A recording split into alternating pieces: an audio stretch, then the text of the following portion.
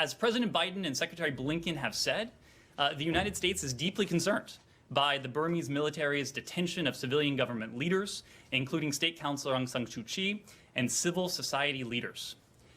After a review of all the facts, we have assessed that the Burmese military's actions on February 1st, having deposed the duly elected head of government, constituted a military coup d'etat.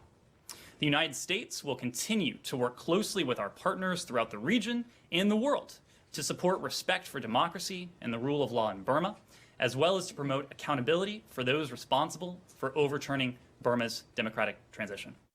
That was U.S. State Department spokesperson Ned Price addressing the media in February 2021, following the military coup in Burma. You're listening to The Divide. My name is Iris Xu.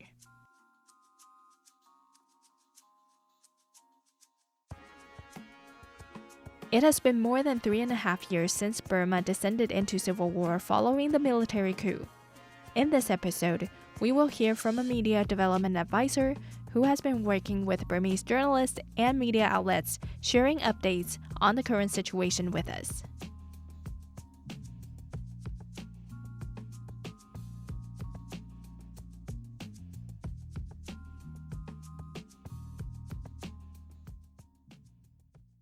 My name is Bemma. I'm a media consultant who's been working with Myanmar media for several years. But over the last 2 years, I've been the DVB English News Managing Editor. DVB is the Democratic Voice of Burma, broadcaster, a Myanmar language broadcaster, which operated inside the country during the democratic transition and is now operating from exile, where I help support the newsroom and run the English language team, which is very small, to get more stories into the English language because DVB produces a lot of great content about Myanmar and has for many years since it was founded in 1992 as a radio broadcaster and then becoming a television broadcaster, producing many great documentaries and stories about Myanmar to the world in Burmese and of course also in English with certain stories. So now, since the coup, they've really tried to come back to that and produce English language content on a regular basis that can help analyze and explain the situation in Myanmar, because Myanmar is one of the most complex countries on earth with its politics and its armed resistance, which has been going on basically since independence in 1948. So many decades of armed conflict in Myanmar, and then a more recent transition to democracy, which ultimately failed with the military coup in 2021.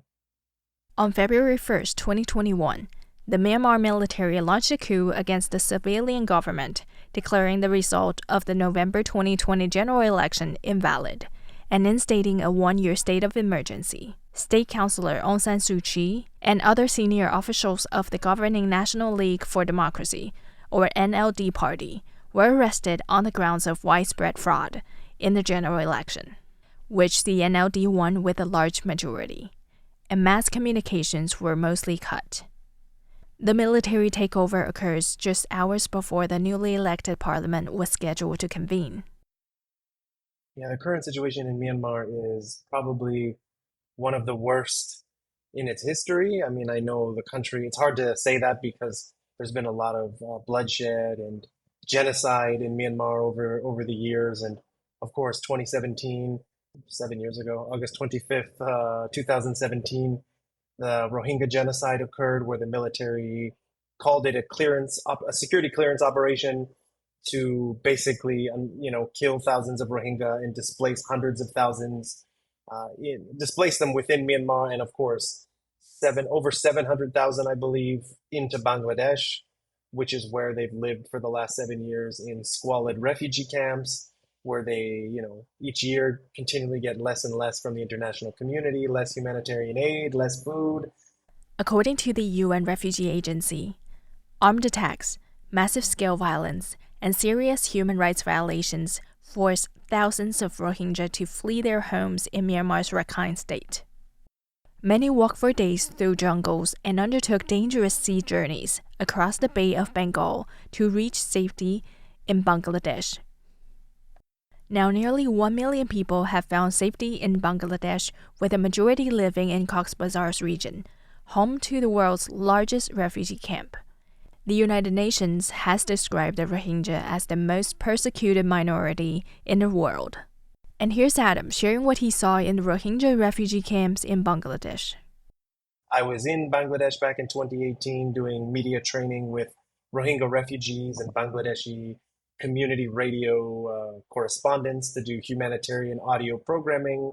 And at that time, of course, podcasting to them was an unknown concept, but I really tried to teach the basics of audio radio production and how to produce a program in the camps that can hold the international community and the NGOs and IOs accountable to the Rohingya people who of course need justice, international justice. They need accountability for the crimes that were committed by the military. And then of course they just need basic items to survive in Bangladesh, in the camps where they're confined. And of course, hopefully one day being able to return to Myanmar, to their homeland. Unfortunately, since the military coup in 2021, that is not going to happen, despite efforts from the previous Bangladeshi Prime Minister Sheikh Hasina, who's now been replaced with an interim leader. But yeah, the interim leader, Muhammad Yunus, just as he took office, said that he wants to help the Rohingya in any way. So this is a good sign for them. But unfortunately, returning to Myanmar is not something that they should be discussing. 7 years on, the genocide continues, of course. I read and we report regularly on the Rohingya community. This is one of the reasons why I joined DVB, is because it's one of the media outlets that has always been committed to human rights and has always acknowledged the Rohingya people, whereas other media outlets, have referred to them using the military terminology, basically saying that they're Bengali from Bangladesh and they don't belong to the country of Myanmar, which is completely false. Of course, the Rohingya people are native to Arakan, which is what some people call Rakhine State now. And yeah, the situation for them continually gets worse. They have no freedom of movement in Myanmar. They've been confined to internally displaced persons camps now, not just since 2017, since that violence, but since 2012, when there was communal violence between the Rakhine Buddhists and the Rohingya Muslims, fomented by the military, of course, to cause chaos and discredit Aung San Suu Kyi, who was the civilian leader. Aung San Suu Kyi is probably the most known human rights activist worldwide. Winner of the 1991 Nobel Peace Prize, she had been detained before the elections and remained under house arrest for almost 15 of the 21 years from 1989 to 2010. She was once a symbol of nonviolence protests. She had taken power in 2016, or she had come to office in 2012 during a by-election after being released from house arrest in 2010. And then, of course, in 2016, her National League for Democracy party became the government of Myanmar. And this whole campaign to discredit her government and her not speaking out on behalf of the Rohingya at the International Court of Justice in 2019 really, made the international community turn their backs on Aung San Suu Kyi and her democratic revolution, democratic transition that was taking place in the country. Applied by that tribunal, nor by this court, when deciding upon the exodus of the Serb population from Croatia in 1995. In both situations, international justice resisted the temptation to use this strongest of legal classifications because the requisite specific intent to physically destroy the targeted group in whole or in part was not present. Regrettably, the Gambia has placed before the court an incomplete and misleading factual picture of the situation in Rakhine State in Myanmar. Yet, it is of the utmost importance that the court assess the situation obtaining on the ground in Rakhine dispassionately and accurately. The situation in Rakhine is complex and not easy to fathom, but one thing surely touches all of us equally: the sufferings of the many innocent people whose lives were torn apart as a consequence of the armed conflicts of 2016 and 2017, in particular, those who have had to flee their homes and are now living in camps in Cox's Bazar. Mr. President and members of the court, the troubles of Rakhine State and its population whatever the background, go back into past centuries and have been particularly severe over the past few years. That was Aung San Suu Kyi denying Burmese genocide of Rohingya at The Hague in 2019. Here's Adam.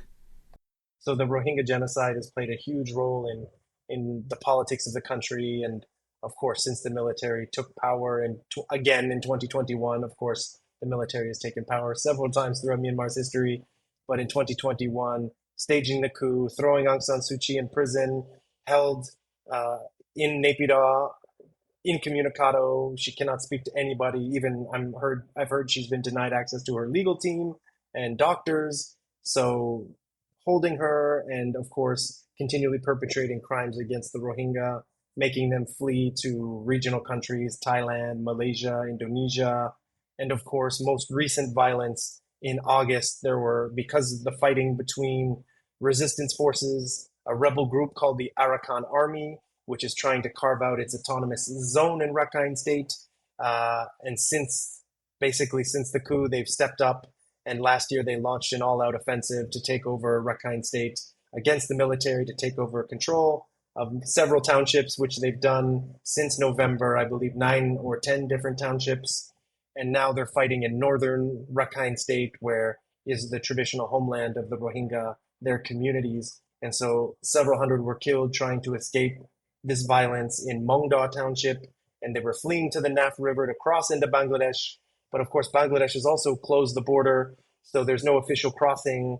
So this is they're basically trapped within Rakhine State, where this fighting is ongoing between the Arakan Army and the military. Both sides have perpetrated crimes against the Rohingya, but of course, the Arakan Army is the new actor on the ground, and of course, they deny that they've committed any crimes against the Rohingya, but they also use the racist terminology by calling them Bengali and not recognizing them as being native to Arakan, which is what they're fighting for. So it seems like the situation will just continually get worse until the international community somehow steps in and tries to stop the violence, specifically in Rakhine State. But of course, there's violence going on nationwide as the resistance to the 2021 military coup has spread to all different parts of the country. So unfortunately, Rakhine's not the only place where crimes are being committed. They're also being committed in other states and regions, especially along the borders of Thailand, the borders of China, India. Fighting is literally happening in the majority of the country. The situation of the Rohingya could not be more dire. They faced genocide during a period of relative peace in Myanmar, and now as the country descends into civil war, they find themselves caught in the midst of the conflict once again. So the Rohingya community itself has said that it's being targeted, and Rohingya human rights groups and international human rights groups like Human Rights Watch and the Special Advisory Council Myanmar, which are former UN experts that monitor the situation on the ground in Rakhine, have said that the Rohingya are being targeted.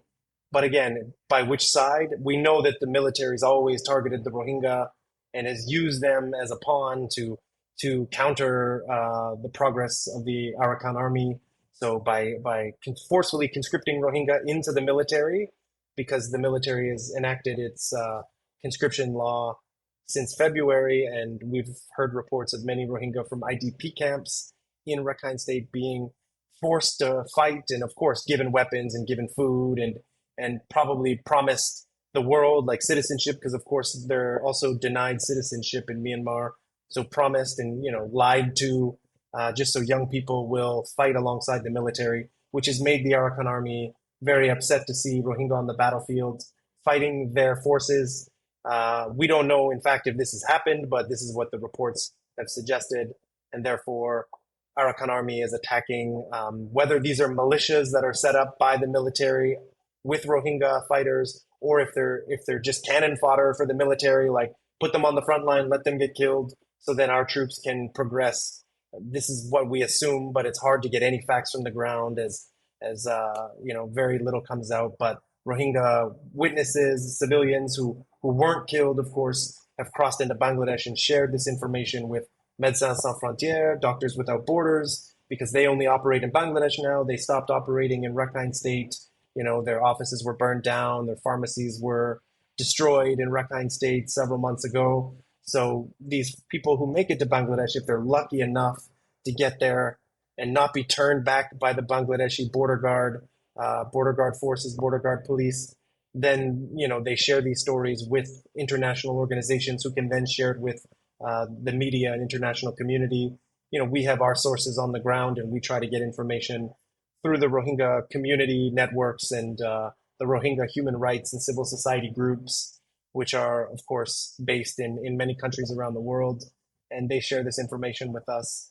And it seems that, yes, in fact, both sides are targeting the Rohingya as they try to flee to safer areas. And of course, as the two townships of Butidong and Mongda, which are located in northern Rakhine State, Butidong came under Arakan Army control back in May, on May 18th, and many Rohingya recounted stories of them being forced out of their homes being burned down, and then many being killed along the way as they were being herded into areas that the AA controls.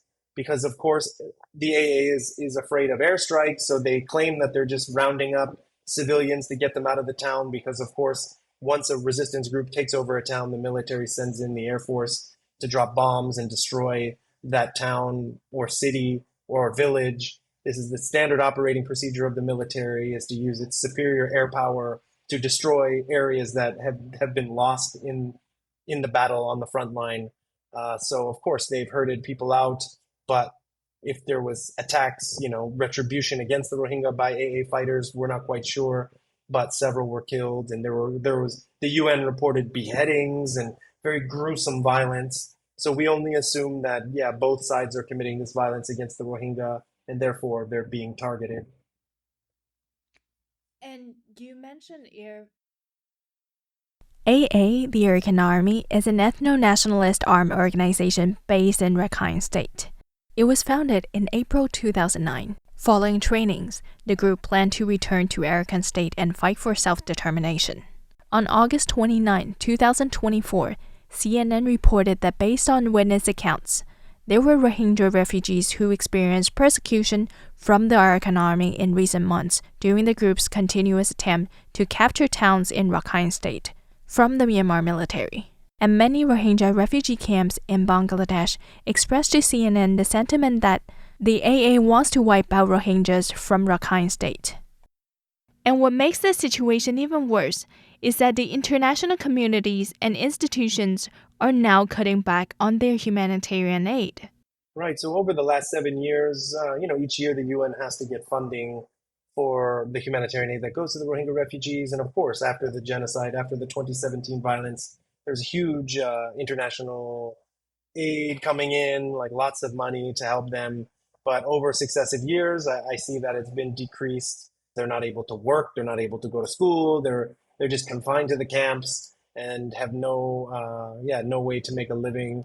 Of course, they rely on handouts, and I'm sure they don't want to rely on handouts. And many of them now, 7 years later, even as of last year, people were saying, we would love to go back to Myanmar. And then the military is trying to make that happen, working through the UN system, saying that we can set up these areas where they can come, like these resettlement centers. But of course, if they did that, this was before the violence escalated last November with the Arakan Army basically opening up its new front line and deciding it's going to take over these territories of Arakan and create its own homeland. So that wouldn't work now without negotiation with the Arakan Army.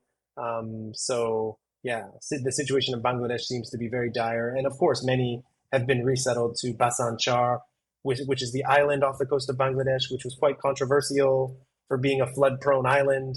And, I've read reports of the situation there not being ideal.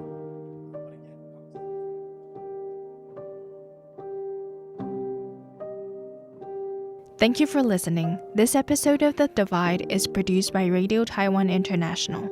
Next week, we're going to continue our conversation with Adam Bemma about how Burmese media outlets and their brave journalists continue to do their work underground while facing government's persecution and violence.